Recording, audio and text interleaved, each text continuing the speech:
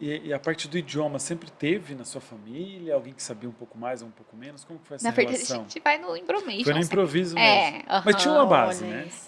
A minha mãe sempre estudou inglês, né? Mas o inglês dela é intermediário, no entanto, que eles foram para lá agora, né? Para melhorar o inglês, mas também para ter muita experiência Sim. do intercâmbio.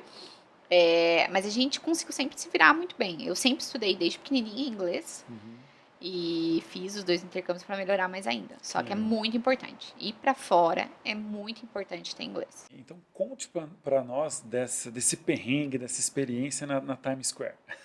Então, quando a gente chegou lá na Times Square, a gente não tinha nada praticamente de inglês, então era mais no embromation mesmo, né? No jogar palavras, enfim.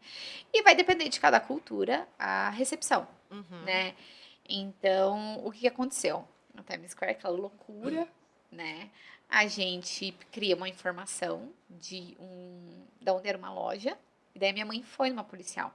E lá já falam que o Nova York não é tão receptivo a estrangeiros. Então pode acontecer, tem países que são extremamente receptivos, Sim. mas outros que não são. A policial, eu lembro assim, ela nem olhou na cara da minha mãe. Ela fez assim, ó. Tipo, por essa questão de, tipo, a minha mãe não saber inglês, não conseguir se comunicar muito bem, sabe? Aham.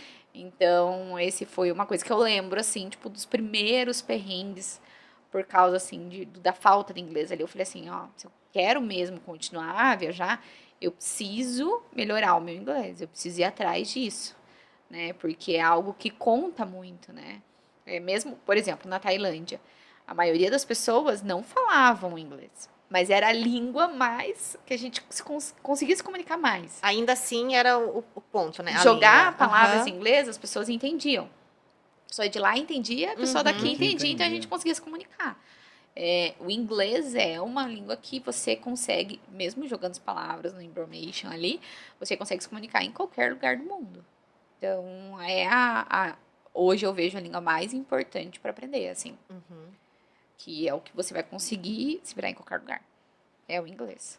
Ah, que bom. É necessário, né? A gente sabe que é utilizado em todos os países, mesmo que às vezes alguns países sejam mais restritos ou não tenham, de repente, aquela assim, conheço bem, falo bem, enfim, mas como você falou, às vezes é uma palavrinha que todo mundo já conhece que vai salvar ali. Diferente que se você jogar alguma coisa no português, na Tailândia, não vai fazer sentido nenhum, né? Nenhum. Eles Nenhum, acordam então, assim pra tua cara, né? Mas se você... Mas o inglês entende.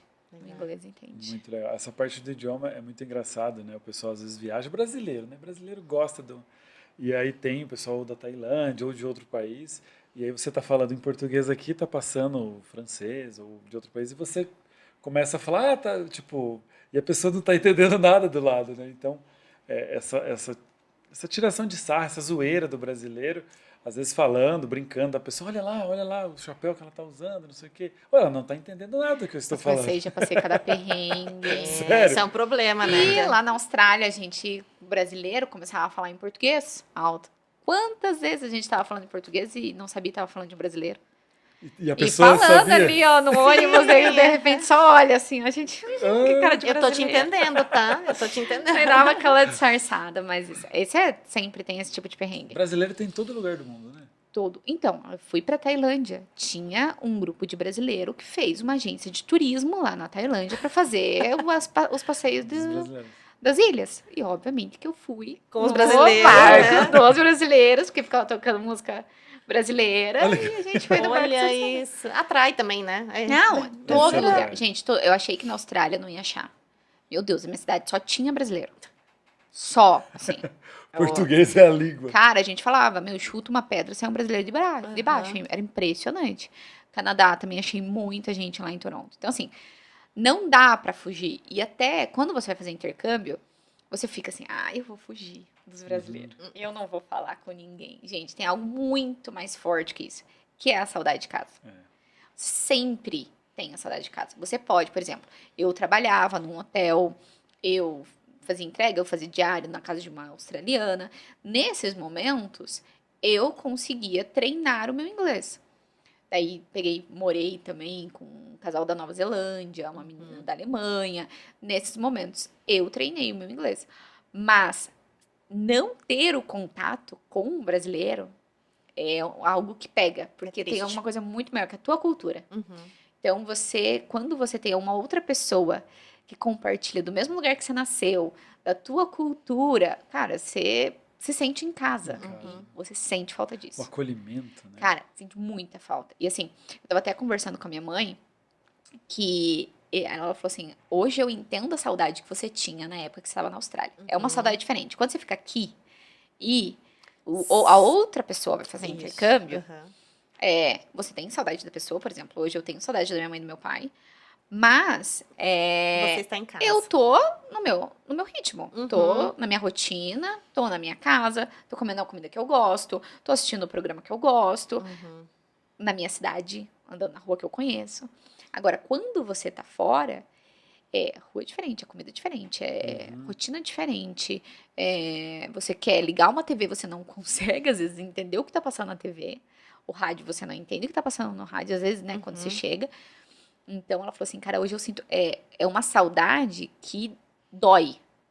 É boa, porque você sabe, assim, cara, você tá vivendo um monte de coisa nesse período. Você tá evoluindo muito, mas a saudade é diferente. Ela falou, hoje eu sei o que é a tua saudade. A saudade de você sentir, ela dói. E dói. É uma saudade que dói o peito.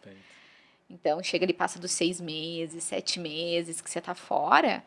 Nossa, assim, pega muito. Muito. Tanto que depois que a gente comprou a passagem, agora ela só tá assim, ai, eu quero voltar. Eu não vejo a hora de voltar. Tô contando, fazendo contagem regressiva. E quando você chega, né, no aeroporto aqui do Brasil e vê, né, o idioma, porque quando você tá fora, o teu ouvido começa a se treinar, né? Principalmente o inglês.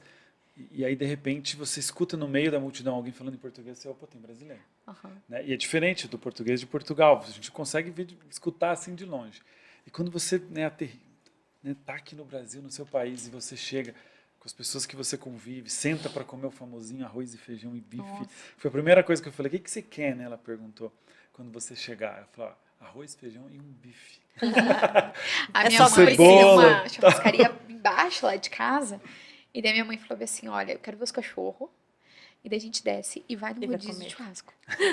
Já tá programado, já tá programado, a gente vai ali, não quero saber. Não importa o horário que eu chegue. E eu lembro muito de chegando em Guarulhos, nas 2 vezes, né? Tanto no Canadá quanto da Austrália. Quando eu voltei da Austrália, eu chegando em Guarulhos, eu falei assim, gente, quero ver uma coxinha. Quero ver uma coxinha. Um pão de queijo, sabe? Quero, daí, você escutando os funcionários do aeroporto falando em português, é uma coisa linda. Você fala assim, gente, ai, que coisa boa. Mas nada eu lembro, como voltar pra casa, né? Eu lembro muito, assim, um sentimento que eu tenho de quando eu voltei, descendo no aeroporto Afonso Pena. Daí, quando eu comecei a ver Curitiba, assim, e descendo no aeroporto daqui, eu falei, não, agora eu tô na minha casa. Olha que quando massa. eu vi o aeroporto Afonso Pena, eu falei assim, agora eu cheguei. Porque Guarulhos não é a cidade, né? Ainda você ainda tá no processo ainda, né? Ainda tem coisas pra fazer ainda, né? Você ainda tem outro As 2 vezes eu senti a mesma coisa, assim. É um sentimento inexplicável, só quem realmente viaja falei, nossa, sente, né? Muito gostoso. E as 2, bastante tempo, assim, voltando, né, de avião. E você desce, assim, você fala assim, meu Deus, agora, finalmente eu tô em casa, assim. E é muito diferente. O jeito de viver é muito diferente. É muito legal a experiência, eu recomendo pra todo mundo. Entanto que, se desse oportunidade, eu faria mais vezes. Moraria 1, 2, 3 meses na Europa, enfim, não ficaria mais tanto tempo, que nem ficar na Austrália, mas ficaria, né? Mas ter um lugar que você quer construir tua vida, que você sabe que é ali que você quer ficar, sabe? Eu falo, eu não serviria pra ter uma vida nômade. Eu gosto de viajar, mas eu tenho a minha casa. Tem a base. Eu quero voltar, O meu lugar é aqui em Curitiba, entendeu? Então, isso é muito legal.